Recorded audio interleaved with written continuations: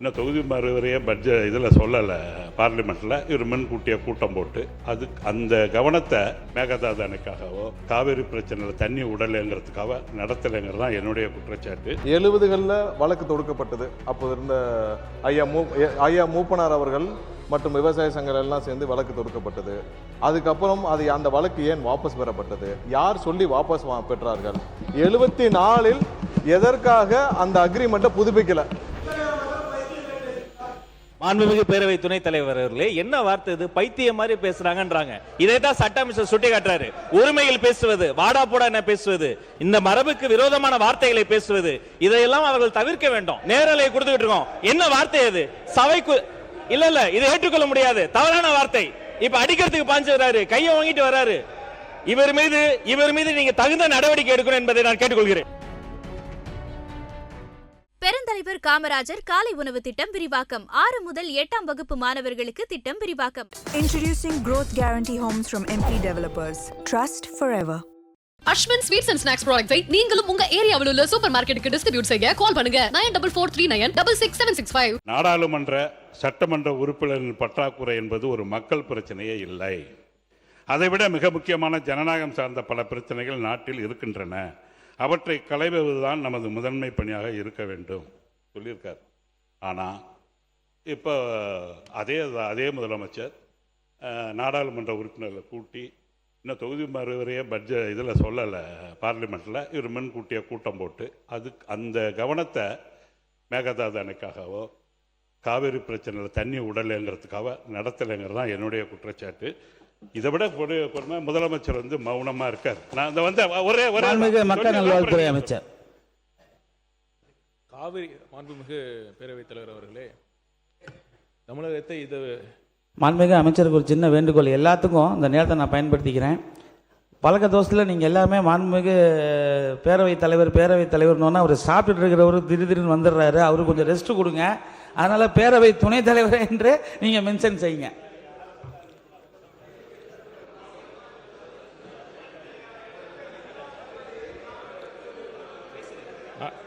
மாண்புமிகு அமைச்சர், மாண்புமிகு உறுப்பினர் பேசுகையில் இந்த காவிரி பிரச்சனை, மேகதாது பிரச்சனைலாம் இப்போ தான் இது ஒரு 3 மாதமாக இருக்கிற மாதிரி தான் பேசிகிட்டு இருக்காரு. எத்தனை 50-60 வருடங்களாக இந்த பிரச்சனை தொடர்ந்து இருந்துட்டு இருந்திருக்கு. இத்தனை வருஷமாக நீங்கள் ஆட்சி பண்ணிட்டு இருந்தீங்க. இந்த பிரச்சனை ஏன் நீங்கள் ஏன் சாஃப்டாக இருந்தீங்க? இப்போ பார்த்தீங்கன்னா இப்போ நம்ம முதலமைச்சர் அந்த பிரச்சனைக்கு தீர்வு காண வேண்டும் என்பதற்காக அனைத்து முயற்சிகளையும் எடுத்துட்டு இருக்காங்க. சட்ட போராட்டங்களும் எடுத்துட்டு இருக்காங்க, பேச்சுவார்த்தை மூலமாகவும் முயற்சி பண்ணிட்டு இருக்காங்க. அதை விட்டுட்டு நீங்க சாஃப்டா இருக்காங்க அப்படிங்கிற மாதிரி ஒரு தவறான தகவலை நீங்க ஒரு பிரச்சாரத்தை இங்க பண்ணாதீங்க. இப்ப என்னன்னா, நீங்க ஏன் இது வரைக்கும் பண்ணல? இந்த பிரச்சனையை, காவிரி பிரச்சனையும் சரி, மேகதாது பிரச்சனைக்கும் சரி, நீங்க என்ன பண்ணீங்க? நீங்க இந்த பிரச்சனையை தீர்த்து வச்சீங்களா? என்ன முயற்சி பண்ணீங்க?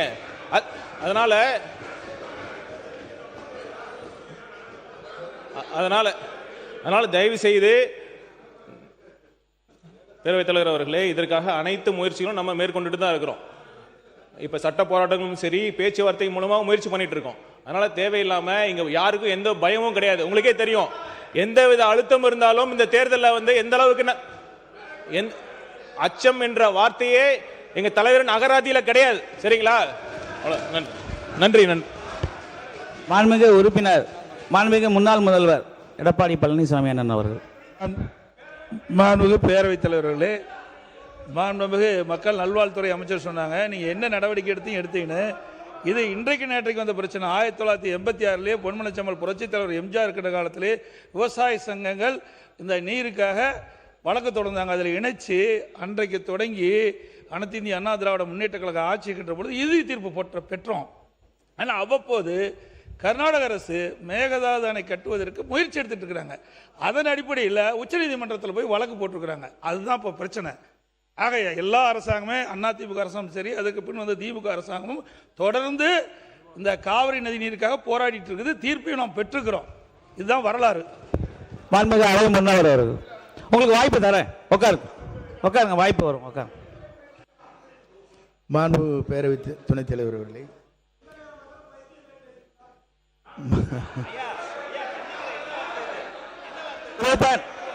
இல்ல ஒரு நிமிஷம். மாண்புமிகு பள்ளி கல்வித்துறை அமைச்சர். மாண்புமிகு பேரவை துணைத் தலைவர் அவர்களே, என்ன வார்த்தை இது? பைத்தியம் மாதிரி பேசுறாங்கன்றாங்க. இதைத்தான் சட்ட அமைச்சர் சுட்டி காட்டுறாரு. ஒருமையில் பேசுவது, வாடா போடா என்ன பேசுவது, இந்த மரபுக்கு விரோதமான வார்த்தைகளை பேசுவது, இதையெல்லாம் அவர்கள் தவிர்க்க வேண்டும். இந்த சைடு கண்ட்ரோல் பண்றதுக்கு வெற்றி தலைவர்களுடைய ஒரே ஒரு கடைக்கன் பார்வை போதும். ஆனா எல்லாரும் கேட்டுக்கொள்கிறாங்க, நேரலை கொடுத்துக்கிட்டு இருக்கோம். என்ன வார்த்தை அது? சபைக்கு இல்ல இதை ஏற்றுக்கொள்ள முடியாது, தவறான வார்த்தை. இப்ப அடிக்கிறதுக்கு பாஞ்சு வராரு, கையை வாங்கிட்டு வராரு. இவர் மீது நீங்க தகுந்த நடவடிக்கை எடுக்கணும் என்பதை நான் கேட்டுக்கொள்கிறேன். உட்காருங்க அண்ணா, ஒரு நிமிஷம். இந்த சம்பவத்தை பத்தி ஆய்வு பண்ணி பேரவை தலைவர் வந்ததுக்கு அப்புறம் தகுந்த பேரவை விதிகளுக்கு உட்பட்டு என்ன நடவடிக்கை எடுக்குமோ அதை எடுப்பார். நீங்க பேசுங்க. ஒரே ஒரு நிமிஷம். மாண்புமிகு அமைச்சர் நிர்மல்குமார் எதை பேசினாலும் சபையை கிளப்பி விட்டுறீங்க. அவர் நான் வந்தெல்லாம் அமைச்சர், இன்றைக்கு மாண்புமிகு அமைச்சர் ஆனந்த் அவர்கள் இருக்கிறார்கள், அவர்கள் பேசுவதோ அல்லது அதிகாரியோ நம்முடைய இருங்க, நான் சொல்லிடுறேன். நான் சொன்னவர் நான் சொன்னவர் உறுப்பினர் வரும்.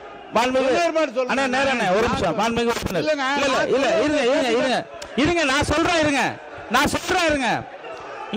இங்க பாருங்க. இருங்க அண்ணா, ஒரு நிமிஷம். இல்ல அங்க மைக் கொடுக்காதீங்க, கட் பண்ணுங்க.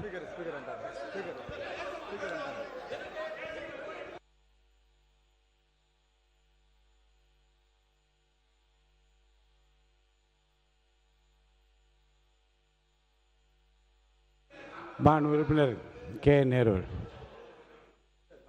எல்லாரும் இருக்கிறாங்க. ஆனா நீங்க மட்டும் ஏன் அப்படி குரோதமாக பேசுறீங்க? இருங்க வரேன். என்ன இருங்க வரேன். ஏன் பாய் இருங்க பாய், நான் இருங்க. என்ன அப்படி பேசுறீங்க? ஏன் அப்படி பேசுறீங்க? சட்டம் இருங்க. நீங்க நான் அப்புறம் ஏதாவது சொன்னா வருத்தப்படுவீங்க. இருங்க, ஒண்ணா சொல்லிட்டு இருப்ப காமிக்கிறீங்க. உறுப்பினர் கே நேரு அவர்கள், உறுப்பினர் இருங்க. உறுப்பினர் கே நேரு அவர்களுக்கு உட்காருங்க. ஒவ்வொருத்தரும் நான் வரேன். கொஞ்சம் இருங்க. மாண்புமிகு சட்டத்துறை அமைச்சர் இருங்க, நீங்க விளக்கமா பேசுங்க, பதில் சொல்லுவோம். மாண்புமிகு பேரவைத் தலைவர் அவர்களே, கேட்டுதான் யாரும் எதுவும் குதர்க்கமாலாம் பேசுறதில்ல. அதாவது ஒரு சில வார்த்தைகள் முதல்வர் பேசும்போது குறுக்கிடுறதும், இல்ல பொதுச் செயலாளர் இல்ல நீர்வள பாசனத்துறை நம்ம அமைச்சர் பேசுறப்ப குறுக்கிடுறதும், அங்கிருந்து தேவையில்லாத கமெண்ட் பாஸ் பண்றோம். இது பொதுவான கோரிக்கை. என்னன்னா அவர்கள் அங்கேயும் பார்க்கணும்னு ஆசைப்படுறாங்க. இது பொதுவான கோரிக்கையை தான் நாங்கள் சொன்னேன் தவிர யாருடைய இங்க யாரையும் குதர்க்கமாலாம் பேசல. காவேரி விஷயத்துல இதே சபையில பல விவாதங்கள் நடந்திருக்கு. காவேரி விஷயத்துல என்னென்ன கடந்து வந்த பாதை பல விவாதங்கள் நடந்திருக்கு. 2007 வந்தது ஏன் 2013 வரைக்கும் கெசட்ல வெளியிடாம இருந்துச்சு. இது மாதிரி பல விவாதங்கள் நடந்துருச்சு. அதனால உடனே எல்லாரும் அதை நீக்க வேண்டிய அவசியம் இல்லை, ஆய்வுக்கு எடுத்துக்கலாம். மாண்புமிகு உறுப்பினர் கே நேரு அவர்கள். பேரவைத் தலைவர் அவர்களே, பேரவைத் தலைவர் நடுநிலையாக இருவரையுமே பேச சொல்லி அனுமதித்து வர கருத்துக்களை சொல்கிறார். ஒரு தவறான கருத்து என்றால் நீக்க சொல்கிறார். ஆனால் நேரடியான ஒளிபரப்பு இது நீக்கினாலும் நாங்கள் பத்திரிகையில் தான் வராமல் இருக்குமே தவிர நேரடியாக ஒளிபரப்பாயிருக்கு. எங்களுடைய முகத்தை காண்பிக்கவில்லை என்றெல்லாம் இந்த சட்டமன்றத்தில் எவ்வளவோ நிகழ்ச்சிகளை நாங்கள் பார்த்திருக்கிறோம், எவ்வளவோ காரசாரமான விவாதங்களை நடத்தியிருக்கிறோம். ஆனால் திறந்தாழ்ந்து என்றைக்கும் போனதில்லை. நீங்கள் மக்கள் பார்த்து கொள்ளட்டும். யார் இங்கேயும் காமிங்க அங்கேயும் காமிங்க, மக்கள் தீர்ப்பு சொன்னால் நாங்கள் ஏற்றுக்கிறோம். ஆனால் அமைச்சர் நீங்கள் தயவுசெய்து சொல்கிறேன், நீங்கள் ஏதோ அநாகரிகமானலாம் பேசாதீங்க. அதெல்லாம் பேசாதீங்க, அதெல்லாம் சரியாக இருக்காது. சொல்லுங்கள் அநாகரிகம். அது அவை முன்னவர் வரேன், நான் வரேன். மாண்புமிகு பேரவை தலைவர் அவர்களே, அதுபோன்ற வார்த்தைகள் பேசவில்லை என்று அவர் சொல்லியிருக்கிறார். அதே போல் நிறைவாக இருங்க சொல்றாருப்பா. ஆகவே அவர் சொன்னது ஒன்றே ஒன்றுதான், அந்த பகுதியிலும் காட்டுங்கள் மக்கள் பார்க்கட்டும்னு தான் சொன்னார், தவிர வேற ஒன்றும் இல்லை. தயவு கூர்ந்து ஆகவே மாண்புமிகு உங்களை பார்க்குறேங்க. மாண்புமிகு நம்முடைய எதிர்க்கட்சி துணைத் தலைவர் அவர்கள் இங்கே பேசுகிற போது சொன்னார்கள் காவிரி நீர் பிரச்சனை பற்றி. காவிரி நீர் பிரச்சனையை பொறுத்தவரையிலும் அரசும் அங்கே இருக்கிற விவசாய சங்கத்தினுடைய தலைவர் அவரும் இருவரும் சேர்ந்துதான் வழக்கு முதலில் போட்டார்கள். ஆனால் தமிழக அரசு அன்றைக்கு உங்கள் ஆட்சியில் இருக்கின்ற போது அதை வாபஸ் பெற்றீர்கள். பிறகு புரட்சி தலைவர் சொல்லிருங்க புரட்சி தலைவி வழக்கு புரட்சி தலைவி அம்மா பொறுப்பேற்றதற்கு பிறகு 89 அம்மா புரட்சி தலைவி தான் சொன்னேன் இல்லைங்க சொல்லிடுறேன். அம்மா அவர்கள் பொறுப்பிலே வந்ததற்கு பிறகு அந்த வழக்கை தொடரலாம் என்று அரசின் சார்பாக அல்ல, கட்சியின் சார்பாகவே அந்த வழக்கை தொடர்ந்து அதற்கு பிறகு அரசின் சார்பாக அது சேர்க்கப்பட்டிருக்கிறது. ஆகவே அம்மாவை பொறுத்தவரையில் அன்றைக்கு எடுக்கப்பட்டிருக்கிற நடவடிக்கை பேச்சுவார்த்தையின் மூலமாக என்றைக்கும் நிறைவேறாது. ஆனால் வழக்கு மன்றத்தின் மூலமாக அது வெற்றி காண்பேன் என்று சூழலை ஏற்று வெற்றி கண்டவர் நம்முடைய புரட்சித் தலைவர் அம்மா என்பதை நான் இந்த நேரத்தில் தெரிவித்துக் கொள்கிறேன். மாண்புமிகு உறுப்பினர் கே. நேரு அவர்கள். இந்த சட்டமன்றத்தில் மாண்புமிகு பேரவைத் தலைவர் அவர்களே, இந்த சட்டமன்றத்தில் ஏன் வழக்கு வாபஸ் பெறப்பட்டது என்பதெல்லாம் பல விளக்கமாக முதலமைச்சர்களே பேசியிருக்கிறார்கள். பிரதமர் ஒரு கூப்பிட்டு இது நான் சமாதானப்படுத்துகிறேன், நீங்கள் இது மாதிரி செய்யுங்கள் என்று சொல்கிற போது பிரதமர் பேச்சை கேட்க வேண்டிய நிலை. அதற்கப்புறம் தான் நீதிமன்றத்துக்கு போனோம். இதெல்லாம் விளக்கம் சொல்லப்பட்டிருக்கிறது. ஏதோ வேண்டுமென்று நாங்கள் எப்படி அந்த காவிரி பகுதியிலே பிறந்து காவிரி பகுதியிலே வளர்ந்து விவசாயிகளாக இருக்கிற நாங்கள் எப்படி காவிரியை விட்டு கொடுப்போம்? விட்டு கொடுப்பதற்கு வாய்ப்பே கிடையாது. எனவே வாபஸ் பெறப்பட்டது இது என்று சொல்வது என்பது மாண்பு பிரதமர் சொல்கிறார். பிரதமர் ஒரு வார்த்தை சொல்கிற போது மாண்பு முதலமைச்சர் எப்படியாவது சுமூகமான ஒரு நிலை ஏற்பட வேண்டும் என்ற எண்ணத்தில் தான் அது செய்யப்பட்டது தவிர அதற்காக நாங்கள் வேண்டுமென்றே செய்யப்பட்டதெல்லாம் என்று இல்லை. மாண்புமிகு அவை முன்னவர். பேரவைத் தலைவர் அவர்களே, பிரதமர் எங்களை அழைத்து பேசினார்கள், ஆகவே நாம் வாபஸ் பெற்றோம் என்று சொன்னார்கள், அதற்கு நன்றி. மாண்புமிகு சட்டத்துறை அமைச்சர் முடிங்க. மாண்புமிகு பேரவைத் தலைவர் அவர்களே, இவ்வளவு காலமாக வைக்கப்பட்ட குற்றச்சாட்டு என்னன்னா, ஒருதலை பட்சமாக பிரதமர் சொல்லி ஒரு முடிவை எடுத்திருக்கிறார். அன்று இருக்கிற ஒன்றிய அரசுக்கு சாதகமாக எடுத்தார்னு சொல்றதான் குற்றச்சாட்டு. அதான் குற்றச்சாட்டு. அதனால தான் அந்த காலகட்டத்தில் அந்த வழக்கு 2007 வரை நமக்கு கொண்டு வந்து வர்றதுக்கு இத்தனை 40 வருட டிலேயே இந்த அன்னைக்கு வாக்கு பாஸ் வாங்கினால தான். அதுக்கப்புறம் 83 புரட்சித் தலைவர் கொண்டு வந்து அந்த வழக்கை திரும்பவும் பதிவு செய்தார். அதுக்கப்புறம் அம்மா முடிச்சு வச்சாங்க. 2013 வரை எவ்வளவு போராடி அதை கெசட்டை வெளியிட வச்சாங்க. 2018 வந்த தீர்ப்பு எப்படி வந்துச்சு எல்லாமே தெரியும். இது ஒரு விஷயத்தை ஒத்துக்கொண்டதற்கு மிக்க நன்றி. மாண்பு உறுப்பினர், உங்களோட மட்டும் உறுப்பினர் நீங்க பேச விளக்கத்தோடு முடித்துவிட்டு நான் முடிவு சொல்றேன். நீங்க பாருங்க. சபையிலே இதை பற்றி அதிகமான தரவை சொல்லப்பட்டிருக்கிறது. அவருக்கு இது தெரியுமா தெரியும், ஆனால் தெரிந்திருக்க வேண்டும். இப்போ கொஞ்சம் கற்றவர் தெரிஞ்சிருக்க வேண்டும். ஏற்கனவே இது சொல்லப்பட்டு அதுக்கப்புறம் தான் நடுவர் மன்ற தீர்ப்பை வலியுறுத்தி நடுவர் மன்றத்தில் 220 டிஎம்சி என்று சொல்லி அதற்கு பிறகு ஒரு வழக்கு தொடர்ந்து 14 டிஎம்சி குடிநீருக்காக குறைக்கப்பட்ட காலம் தொடர்ந்து சட்ட போராட்டம் நடத்தி தான் வந்திருக்கமே தவிர எந்த இடத்துலையும் விட்டு கொடுத்ததில்லை. எனவே நீ நன்றி சொல்றது உங்களுக்கு நன்றி, இதை கொண்டு வந்ததுக்காக. மாண்புமிகு பேரவை உறுப்பினர்கள் சொல்லுங்க.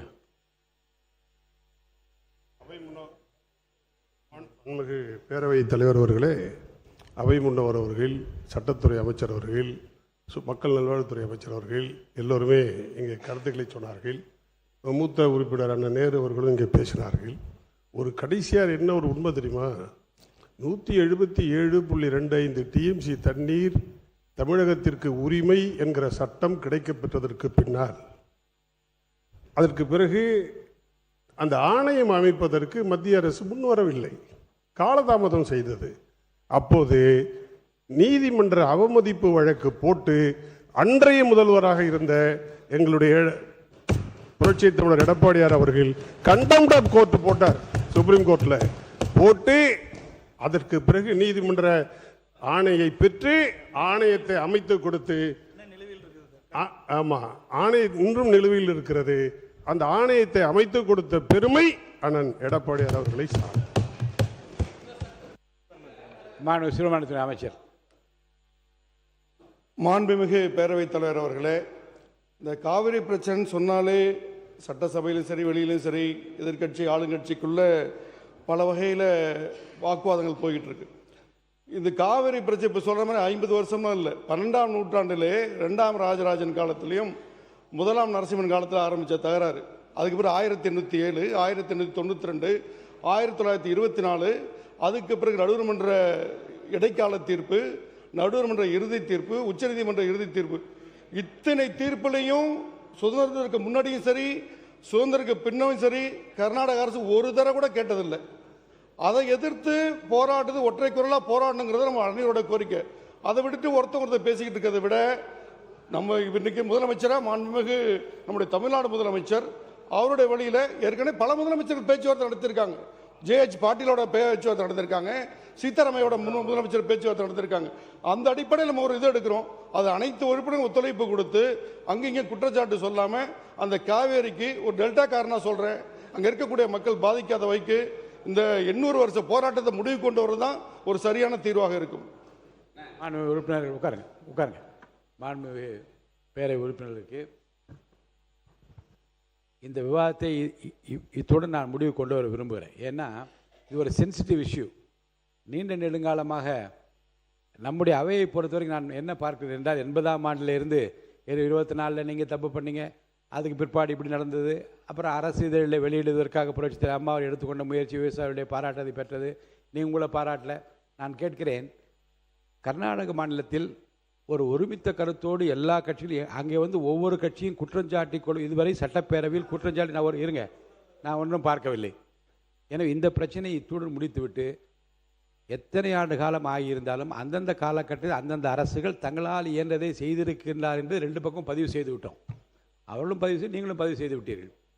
இதில் அடுத்து வருகிற காலகட்டத்தில் இறைவன் சித்தம் நம்முடைய முதல்வராக பொறுப்பேற்றிருக்கிற ஜோசப் விஜய் அவர்கள் காலத்தில் தான் இது முடிய வேண்டும் என்று இறைவன் சித்தம் இருந்தால் அமைதியாக மக்கள் விரும்புகிற ஒரு தீர்வாக இது அமையும் என்று நம்புகிறேன். இந்த நேரத்தில் நான் ஒன்றையும் சொல்ல விரும்புகிறேன். அண்டை மாநிலங்களோடு இணக்கமான சூழ்நிலை இருக்க வேண்டுமானால் நாம் அனுப்புகிற செய்திகள், பேசுகிற பேச்சுகள் அனைத்தும் ஏற்புடையதாகவும் அவர்கள் விரும்பத்தக்கதாகவும் இருக்க வேண்டும். பெருந்தலைவர் காமராஜர் காலை உணவு திட்டம் விரிவாக்கம். 6 முதல் 8ஆம் வகுப்பு மாணவர்களுக்கு திட்டம் விரிவாக்கம். Introducing Growth Guarantee Homes from MP Developers. Trust forever. Ashwin sweets and snacks ப்ராடக்ட்ஸை நீங்களும் உங்க ஏரியாவில் உள்ள சூப்பர் மார்க்கெட்டுக்கு டிஸ்ட்ரிபியூட் செய்ய கால் பண்ணுங்க 9443966765.